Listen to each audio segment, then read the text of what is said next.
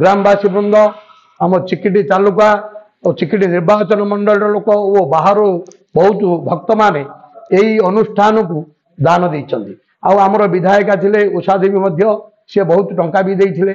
ଏ ଗାଁର ଗ୍ରାମବାସୀ ମାନେ ସମସ୍ତେ ପଇସା କାଢ଼ିକି ଏ ମନ୍ଦିର ଇଏ କରିଛନ୍ତି, ନିର୍ମାଣ କରିଛନ୍ତି। ସମସ୍ତଙ୍କର ଅନୁଦାନରେ ଏ ମନ୍ଦିର ହେଇଛି। ଭଗବାନ ଗୋପୀନାଥ ଗୋପେଶ୍ୱର ମହାଦେବ ଏ ଏରିଆ ଅଞ୍ଚଳର ସମସ୍ତଙ୍କର ଅଳ୍ପ ହଉ କିଏ ବହୁତ ହଉ କିଏ କିଏ ଦେଇଛନ୍ତି ଅନୁଦାନରେ ଏହି ମନ୍ଦିର ତିଆରି ହେଇଛି। ଆଜି ମଧ୍ୟ ଏ ଅନୁଦାନ ମନ୍ଦିର ଚାଲିଛି। ଆମର ପ୍ରତ୍ୟେକ ପୂଜକ 2 ଜଣ ଅଛନ୍ତି। ପ୍ରତ୍ୟେକ ଦିନ ଅନ୍ନପ୍ରସାଦ ହଉଛି। ସ୍ଫଟିକଲିଙ୍ଗ ଆମର ସେଠି ଶିବଙ୍କ ପାଖରେ ସ୍ଫଟିକଲିଙ୍ଗ, ଆମେ ହରିଦ୍ୱାରରୁ ଯାଇ ସ୍ଫଟିକଲିଙ୍ଗ ଆଣିକି ଏଠି ପୂଜା ପାଉଛନ୍ତି। ଗୋପୀନାଥ ରାଧା ଗୋପୀନାଥ ଆଇଛନ୍ତି, ଆମର ଗୁଜରାଟରୁ ଆଇଛି। ଭକ୍ତମାନେ ସମସ୍ତଙ୍କର ଏଇ ଅନୁଦାନରେ ଏ ମନ୍ଦିର ପ୍ରତିଷ୍ଠିତ ହେଇଛି, ନିର୍ମାଣ ହେଇଛି। ଆମର ବର୍ତ୍ତମାନ 2022ରେ ଲାଷ୍ଟକୁ 23ରେ ଆମର ପ୍ରତିଷ୍ଠା ହେଇଥିଲା। 2023 ଆମର ଜାନୁଆରୀ ମାସରେ ପ୍ରତିଷ୍ଠା ହେଇଥିଲା। ମକର ସଂକ୍ରାନ୍ତି ସରିକି ମକର ସଂକ୍ରାନ୍ତି କି ପ୍ରତିଷ୍ଠା ହେଇଥିଲା। ଆଉ ଏଠି ଯୋଉ ଆମର ଯୋଉ କାରୁକାର୍ଯ୍ୟ ହେଇଛି ଏଟା କେତେ ବର୍ଷ ଧରିକି ଏଟା କାରୁକାର୍ଯ୍ୟ? ଆମର 10 ବର୍ଷ ଲାଗିଲା, 11 ବର୍ଷ ଖଣ୍ଡେ ଲାଗିଲା। 11 ବର୍ଷ ଲାଗିଲା। ଆଉ ଆଜ୍ଞା ଏଠି ଗଭର୍ଣ୍ଣମେଣ୍ଟର କିଛି ସାହାଯ୍ୟ କିଛି ମିଳିଛି କି? ଆମର ଉଷା ଦେବୀଙ୍କର ଅମଳରେ ଟଙ୍କା ପଇସା ଦେଇଛନ୍ତି। 5T ସଚିବ ମଧ୍ୟ ଆସିକି ଆମର ସେଇ କଲ୍ୟାଣ ମଣ୍ଡପ ଅନୁଷ୍ଠାନକୁ କେତେ ଟଙ୍କା ଦେଇଛନ୍ତି, ଆଗରୁ ଦେଇଥିଲେ ସବୁ। ଆଉ ଏଇଠି କେମିତି ଏଇ ଜାଗାରେ କେମିତି ମାନେ କଣ କାର ମାନସିକ ଥିଲେ ନା ଏଠି କେମିତି ମନ୍ଦିର? ନାଇଁ, ଆମ ଗ୍ରାମବାସୀ ଧାନଘର ଛକକୁ ବହୁ ଆମର ଏଠି ମନ୍ଦିର କିଛି ନଥିଲା। ହେଲେ ଆମେ ଗ୍ରାମବାସୀ ବାଲା ଆମ ପିଲାମାନେ ବୋଲବମ୍ ଯାଉଥିଲେ, ପୁରୀ ଯାଇଥିଲେ ଆମର ପିଲାମାନେ। ବୋଲବମ୍ରେ ଯାଇକି ଆସିକି ସେମାନେ କହିଲେ ଆମେ ଗୋଟେ ଈଶ୍ୱର ମନ୍ଦିର ତୋଳିବୁ ବୋଲି କହିବାରୁ ବିଷ୍ଣୁ ମନ୍ଦିର ହେଲେ ତୋଳିବା ପାଇଁ ସମସ୍ତଙ୍କର ଆନନ୍ଦ ହେଲା। ହେଲେ ଆନନ୍ଦ ଉତ୍ସବରେ ଗ୍ରାମବାସୀ ଗୋଟେ ଦିନ ମିଟିଂ ଡାକିଲେ। ଏ ଏରିଆର ପ୍ରତ୍ୟେକ ଜମିର ଭୂମିକୁ ଆସି କେତେ ଜଣ ପଣ୍ଡିତ ମହାରାଜ ଅଶୋକ ପାଢ଼ୀ, ପଣ୍ଡିତ ଅଶୋକ ପାଢ଼ୀଙ୍କର ତତ୍ତ୍ୱାବଧାନରେ ଏଠି ଆସିକି ଆମର ଏ ମାଟି ଦେଖା। ଆଉ ପୂର୍ବରୁ ଜଣେ ଥିଲେ ଲକ୍ଷ୍ମୀକାନ୍ତ ପାଢ଼ୀ, ସିଏ ବି ମହାଜ୍ଞାନୀ ମହାପଣ୍ଡିତ, ସେ ଚାଲିଗଲେ।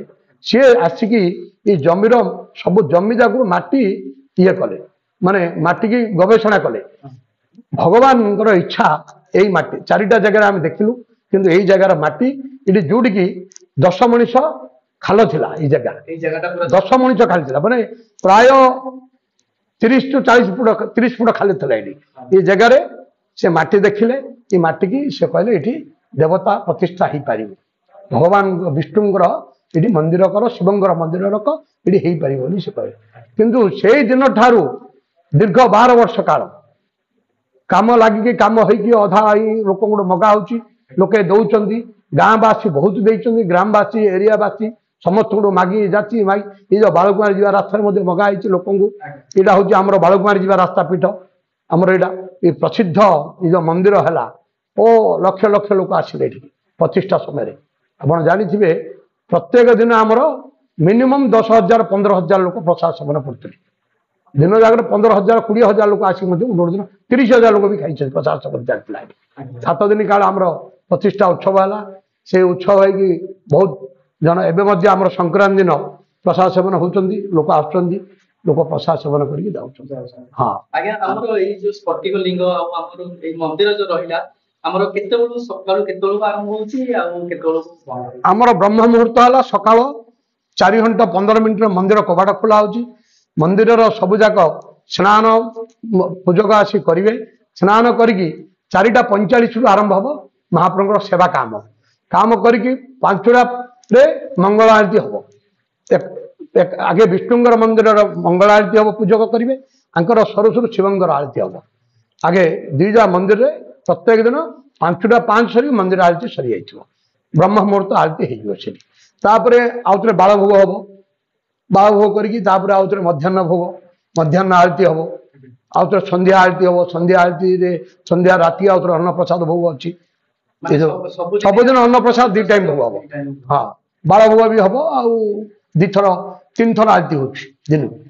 ମଧ୍ୟାହ୍ନରେ ଗୋଟେ ଆଳତି ହବ, ସକାଳ ମଙ୍ଗଳ ଆଳତି, ସନ୍ଧ୍ୟା ଆଳତି, ଏ କରିକି प्रशासन ତାହେଲେ ଆମର ଯଦି ଯିଏ ଆସିବ ସକାଳ 4ଟାରୁ ପୁରା ଖୋଲିଯାଏ 4:05 मंदिर कबाट खोला ମନ୍ଦିର କବାଟ ଖୋଲିଯାଏ 4:15 महाप्रभु स्नान सरीज ଆଜ୍ଞା स्नान सरैकी महाप्रभु सेवा आरंभ हम ଆଜ୍ଞା फूल फूल लगे सब ये करी लुगापटा पिंधा पिंधि महाप्रभु लुगा वस्त्र पिंधेकी तापरे आरंभ हम आमर ये ତାହେଲେ ଆମର ଯୋଉ ମନ୍ଦିର ବନ୍ଦ ହଉଛି କେତେବେଳେ ବନ୍ଦ ହବ ରାତିରେ ଯାଇକି ପୁରା ବନ୍ଦ ହଉଛି आम राति सब 9 घंटा समय बंद हो अन्न प्रसाद 9 घंटा को लगे 15 घंटा पर बंद करदेवी मंदिर ଆଉ ଦିନ ଯାକ ସବୁବେଳେ ପୁରା ଖୋଲା दिन प्राय खुला रही गोटे घंटाटी महाप्रभु प्रसाद सेवन हाथ महाप्रभु पहड़ पड़ गोटे घंटाटी पहड़ पड़े अधघंटा घंटा पहड़ पड़े ଆଉ ଆଜ୍ଞା ଯୋଉ ସ୍ଫଟିକ ଲିଙ୍ଗ ଆମେ ଦେଖିଲେ ସେଇପଟେ ସ୍ଫଟିକ ଲିଙ୍ଗଟା କେମିତି କଣ ହେଇଛି ସେଇଟା ସେଇ ବିଷୟରେ ଟିକେ କହିବେ आज्ञा देखो भगवान स्फटिक आमर जो यहाँ हूँ कैलाश आमर कैलाश मानसरोवर भितर भगवान शिवंकर पर्वत पहाड़ जोड़ी बरफ पहाड़ भितर ये लिंग आसूसी आम यहाँ ये लिंग बहुत दिन बरफ ही से गोटे लिंग आकृति हो जहाद्वारा कि संकेत जो मैंने लिंग दौरान से संकेत देखिकी आम अशोक पाढ़ी पंडित बाबू अशोक पाढ़ी तांके निजे जाइकी ये लिंग को भगवान पंडित मैंने जाइकी निरीक्षण करके लिंग आनी आम ये हूँ बरफ पहाड़ लिंग कैलाश मानसरोवर आसी